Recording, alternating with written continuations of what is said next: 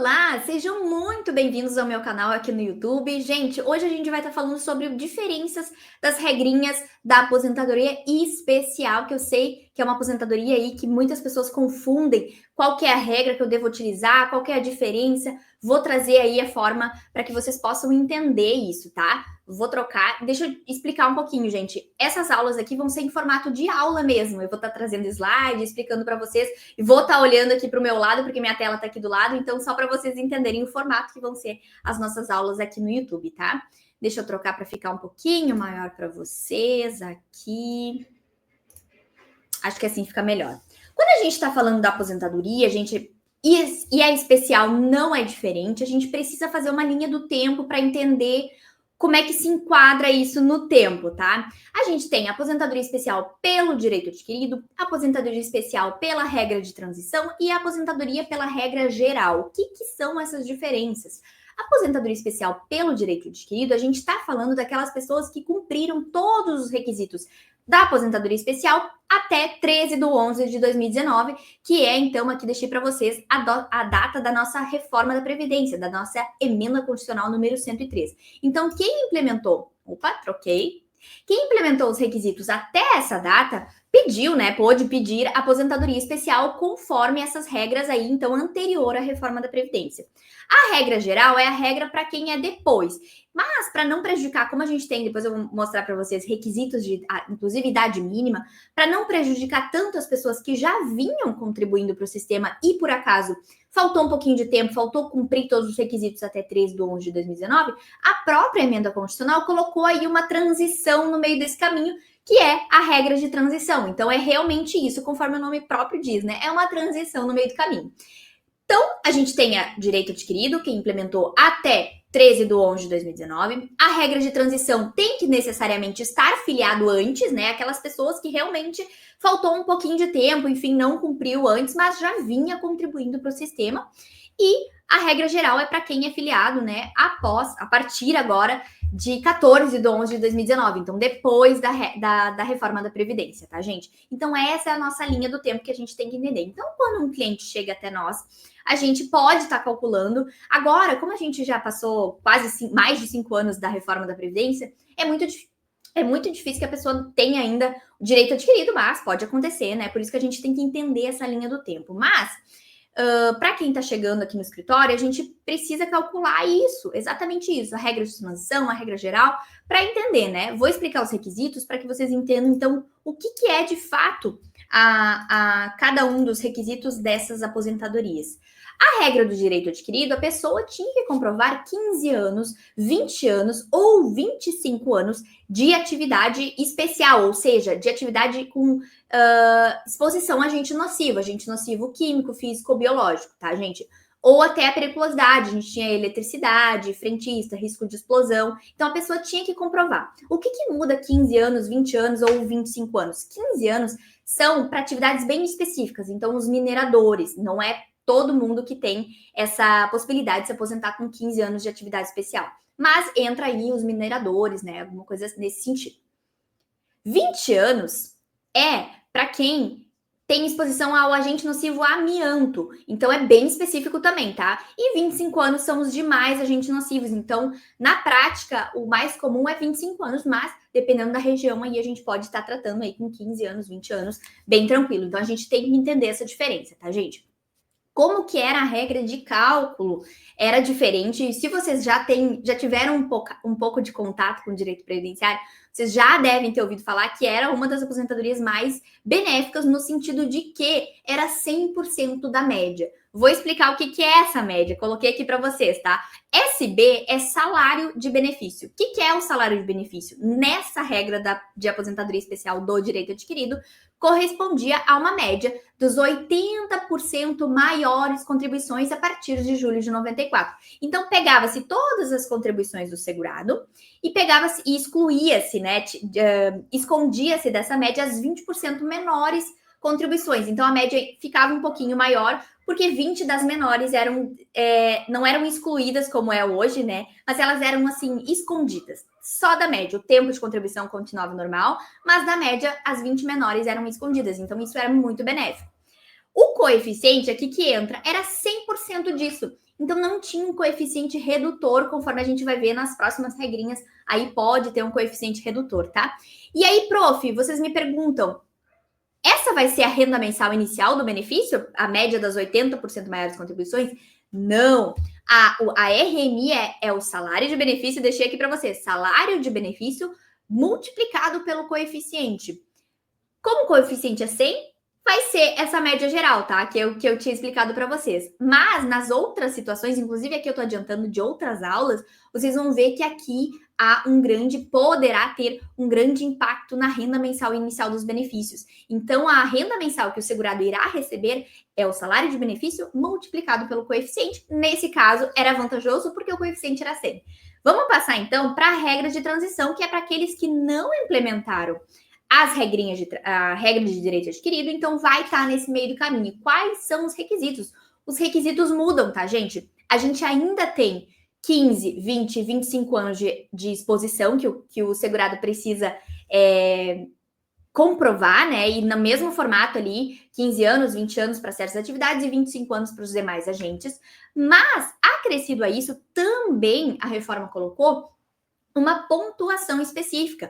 Então, o segurado que tem 15, que entra nessa possibilidade dos 15 anos de atividade especial aqui, precisa também ter 66 pontos. Esses pontos é a soma do tempo de contribuição com a idade. Então, a idade, ela não é um requisito específico, mas ela influencia na pontuação. 20 anos precisa comprovar 20 anos de efetiva exposição ainda, né, gente? E a pontuação é 76 pontos. E os 25 anos, que é o mais comum que a gente vê, precisa ter 86 pontos. E aqui, nessa pontuação, então, gente, o requisito mínimo de 15 anos de atividade especial, 20 anos de atividade especial e 25 anos de atividade especial ainda vai existir, né? Isso não mudou, isso ficou igual à regra do direito adquirido. Porém, tem essa pontuação. E nessa pontuação, isso aqui é muito importante a gente entender, é possível incluir tempo comum. Então, eu vou trazer um exemplo depois para vocês, mas adiantando um pouquinho. Quando a gente está falando de uma pessoa que tem 25 anos de atividade especial, por exemplo, não necessariamente ela só trabalhou com atividade especial. Pode ser que lá no início da carreira dela, ela teve outras atividades que não são especiais, então que não vão estar entrando nesse cálculo dos 25 anos, por exemplo. Mas ela vai estar entrando na pontuação, então ela ainda é muito interessante. Então, a gente tem que estar ligado nisso, tá? Como que é, prof, o cálculo do salário de benefício? Olha só a diferença, gente. SB, continuamos no salário de benefício, vai ser a média das 100% contribuições. Vocês lembram que no direito adquirido eram as 80 maiores? Então aqui já não tem já não são escondidas as 20% menores. Aqui entra todas as contribuições. Então, se o segurado tem períodos que teve contribuições mais baixas, vão estar entrando na média. Então, isso já é uma questão que já foi um pouquinho mais prejudicial, tá, gente? Então, vai ser a média de todas as contribuições de julho de 94 até o dia que for se aposentar, né? Até a data do início do benefício. O coeficiente é o outro dodói aqui, tá, gente? Coeficiente vai ser como? 60% mais 2% a cada ano que superar 15 anos de contribuição. Quem que é 15 anos? A mulher ou o minerador ali, que pode se enquadrar na atividade especial de 15 anos, tá? Ou 20 anos de contribuição, que são daí os homens e os demais, que entra ali de 20 anos, 25 anos, né? Os homens nessas atividades. Então, assim, gente, a gente tem uma diferença já grande, né? Isso influencia no sentido de que nem sempre a aposentadoria especial agora vai ser mais tão vantajosa. Antigamente era 100% da média, então era muito interessante. Agora a gente já tem essas coisas para a gente ficar ligado aí quando a gente estiver fazendo um cálculo de planejamento, por exemplo. Então é 60% da média mais 2% a cada ano que superar 15 anos de contribuição para a mulher ou para quem se enquadrar na atividade de 15 anos de exposição agente nocivo e 20 anos de contribuição a quem se enquadrar, então o homem 25 anos, por exemplo. 20 anos, desculpa. E aí, RMI, gente, vai ser aqui influencia, aqui vocês vão entender.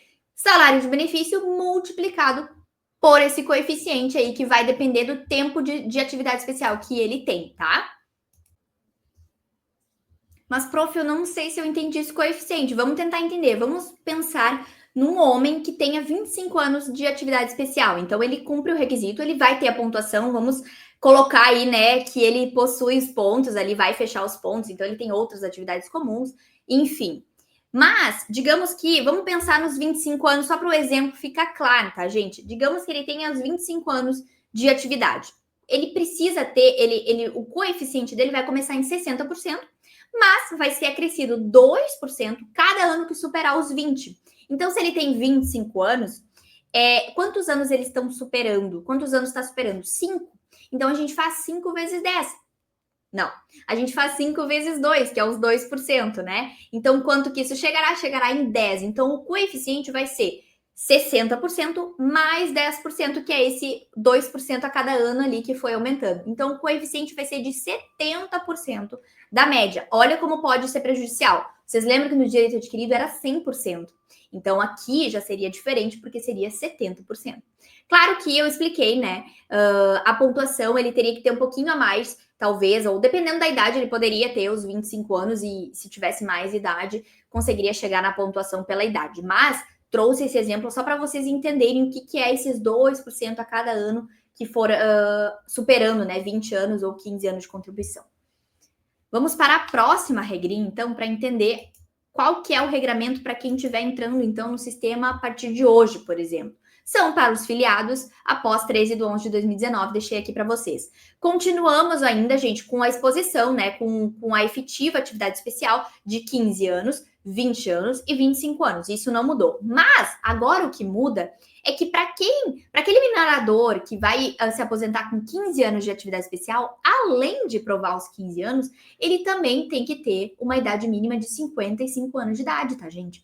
20 anos tem que ter 58 anos de idade. E 25 anos de atividade especial tem que ter 60 anos de idade. Então, por isso que essa transição no meio do caminho é muito interessante, né, gente? Porque imagina se a pessoa que estava pertinho ali de comprovar os 25 anos de atividade especial, por exemplo, estava ali com 23 anos de atividade especial, tivesse que pular para ter 60 anos de idade, porque geralmente quem tem atividade especial, às vezes se aposenta um pouquinho mais novo. Então, seria muito disparelho, seria muito agravante isso, né? Então, a gente pensa aqui que a regra de transição é importante nesse sentido, porque a idade mínima aqui muda e aumenta bastante, tá, gente?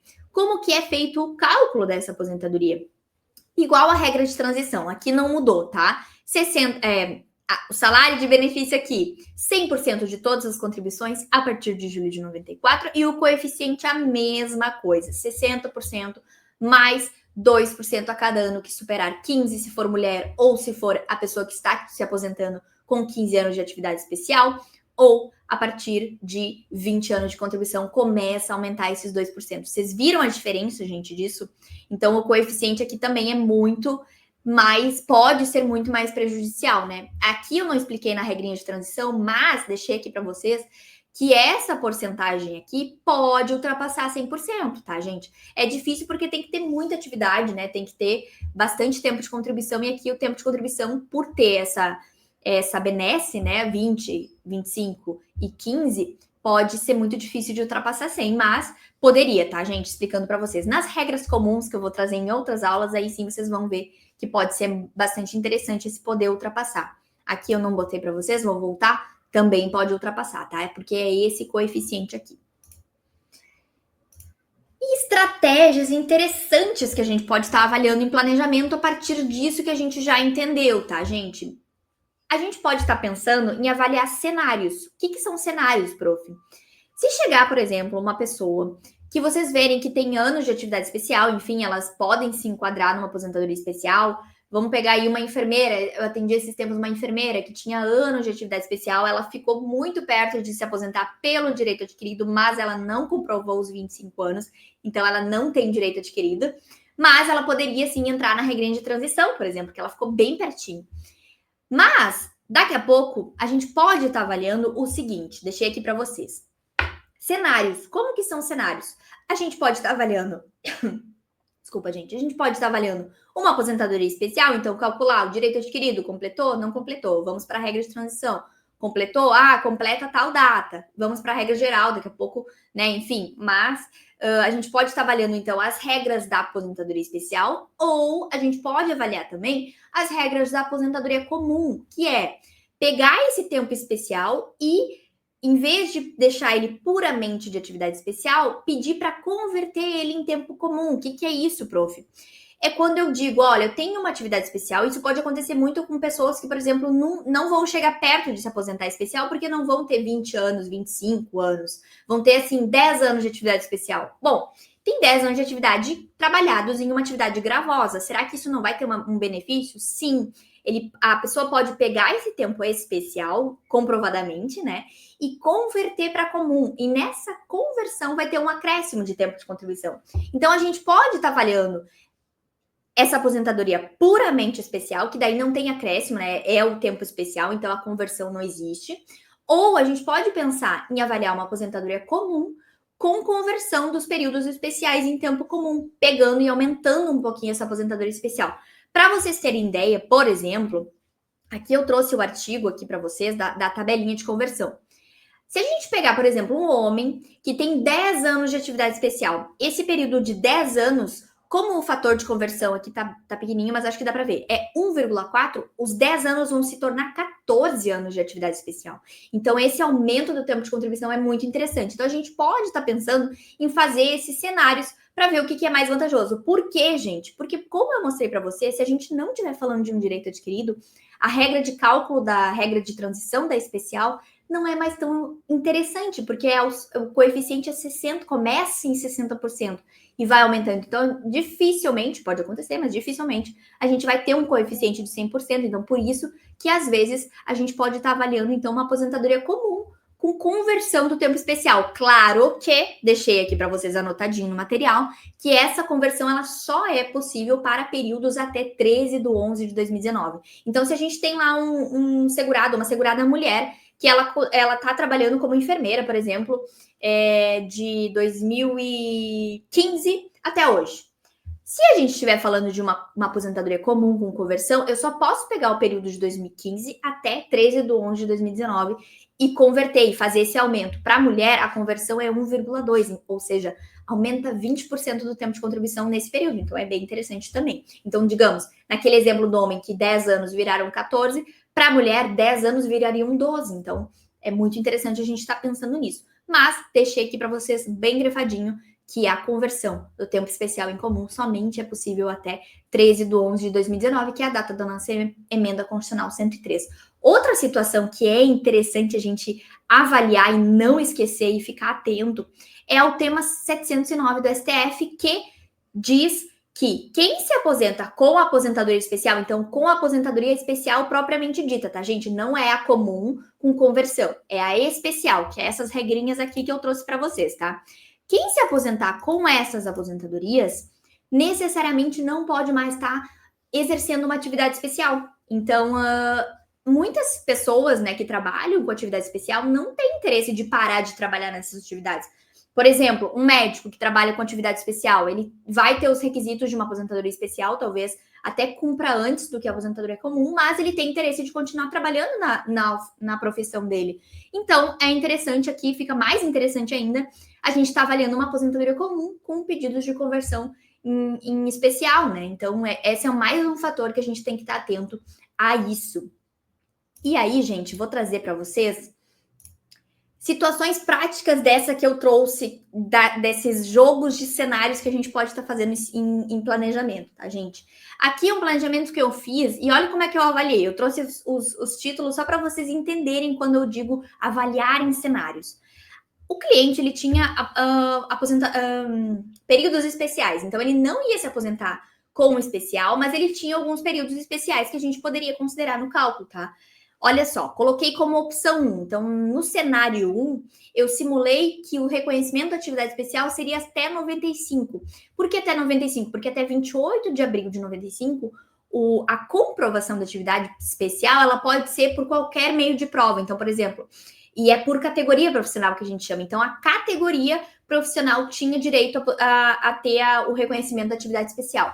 Então, até essa data, é por qualquer meio de prova. Então, digamos que constasse lá na carteira de trabalho do cliente que ele era engenheiro, né? Trabalhava com, ou era médico, enfim, as categorias que entravam como atividade especial. Então, eu simulei esse cenário, que só até 95 ele ia ter atividade especial reconhecida e, claro, demais períodos todos, né? Não considerei aqui nenhuma indenização, porque o cliente também tinha possibilidade de indenizar períodos que ele trabalhou como autônomo, mas não pagou em época própria. Então, esse cenário foi esse.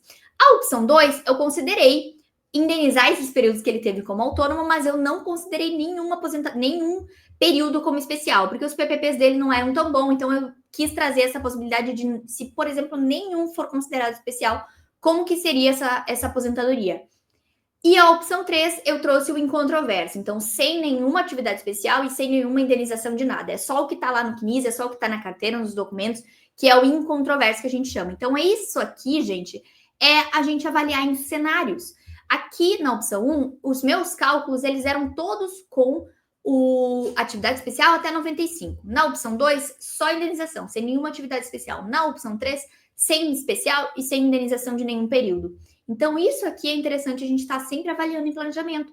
Ou daqui a pouco o cliente tem um PPP, né, um perfil profissiográfico previdenciário, que é o documento que a gente pode estar provando atividade especial.